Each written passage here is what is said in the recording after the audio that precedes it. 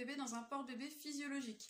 Donc tous les porte-bébés physiologiques, réellement physiologiques, s'utilisent de la même façon. Donc peu importe le modèle que vous avez. Juste ce qui peut changer, c'est que certains sont réglables au niveau du tablier et d'autres non. Donc s'ils le sont, il faut le régler avant d'installer votre bébé. Donc on va prendre le porte-bébé par la ceinture avec l'intérieur du tablier qui est tourné vers l'extérieur. On va retourner la ceinture. Hop, et on l'attache. Donc souvent il y a des petits élastiques de sécurité, il faut passer en dessous. Et après on clipse. Donc plus votre bébé va être petit, plus on va mettre la ceinture haute pour qu'il reste à portée de bisou. Et plus il va être grand, plus on va descendre la ceinture. Donc la ceinture, il faut qu'elle soit bien en place, il ne faut pas qu'elle pende vers l'avant. On va pouvoir la resserrer à la fin de l'installation s'il y a besoin. Donc, hop. Du coup, on prend bébé dans les bras. On va venir l'installer comme quand on le porte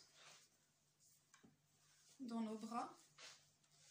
Donc avec les genoux qui vont être plus haut que les fesses. On peut mettre ses fesses un petit peu devant la ceinture. Comme ça, quand on va remonter le tablier, le tissu va bloquer les genoux et les laisser plus haut que les fesses.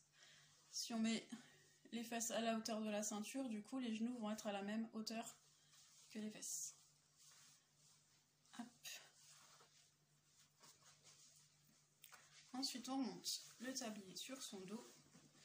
On laisse bien les fesses aller dans le tablier. On installe une bretelle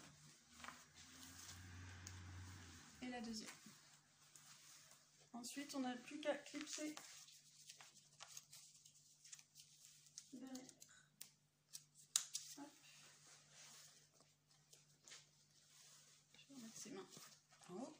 Donc si besoin, on peut resserrer les bretelles. Donc quand on porte devant, le plus simple, c'est de tirer vers l'avant. Voilà, on vérifie qu'on a bien du tissu d'un creux de genou à l'autre et que ses fesses sont assez loin dans le tablier pour qu'elles soient plus haut que ses genoux. Voilà. Alors pour les bébés qui tiennent assis, ils peuvent sans souci sortir les bras du tablier. Et si jamais ils s'endorment, on les rentre pour qu'ils soient quand même mieux maintenus. Voilà. Et pour le retirer, on enlève le clip de derrière, on met la main sous les fesses de bébé, on enlève une bretelle, la deuxième, et hop, on vient tenir les fesses de bébé.